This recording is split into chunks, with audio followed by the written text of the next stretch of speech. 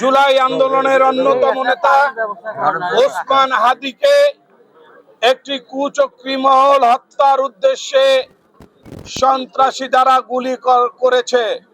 বিগত ফ্যাসিস্ট সরকারের সন্ত্রাসীরা এবং ফ্যাসিস্ট সরকারের যে প্রধান শেখ হাসিনা বাংলাদেশের মানুষের বিরুদ্ধে চক্রান্ত অব্যাহত রেখেছে। আমরা মনে করি এই হাদিকে গুলি করার পিছনে, এরশাদুল্লাহকে গুলি করার পিছনে এই শেখ হাসিনা এবং তার সন্ত্রাসী বাহিনী জড়িত আছে। প্রিয় ভাই ও বোনেরা, আমরা বলতে চাই বাংলাদেশের মানুষ দীর্ঘ 15-16 বছর গণতন্ত্রের জন্য আন্দোলন করেছে।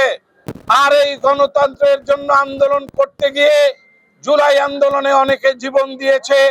তার এই প্রেক্ষিতে আজকে বাংলাদেশে একটা অবাধ এবং সুষ্ঠু নির্বাচন হওয়ার সম্ভাবনা তৈরি হয়েছে।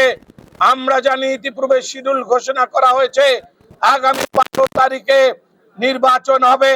আমাদের বিশ্বাস সেই নির্বাচন অবাধ এবং সুষ্ঠু হবে। সেই নির্বাচনে বাংলাদেশের মানুষ, বাংলাদেশের গণতন্ত্র প্রিয় মানুষ বাংলাদেশ জাতীয়তাবাদী দলকে ভোট দিয়ে ইনশাআল্লাহ বিজয়ী করবে, এটা আমরা মনে করি। প্রিয় ভাই ও বোনেরা, এই চক্রান্ত এবং ষড়যন্ত্রকারীদেরকে গ্রেফতার করে আইনের আওতায় নিয়ে আসবে। যদি সরকার ব্যর্থ হয়, বাংলাদেশ জাতীয়তাবাদী দলের সকল স্তরের নেতা কর্মীরা সেই সন্ত্রাসীদেরকে অবিলম্বে গ্রেফতার করবে এবং তারা আইন হাতে তুলে না নিয়ে জনগণের আইনে আমরা শপথ করে দিব। প্রিয় ভাইরা, এই সন্ত্রাসীদেরকে অবিলম্বে গ্রেফতার করে বিচারের আওতায় আনার দাবি জানাচ্ছি।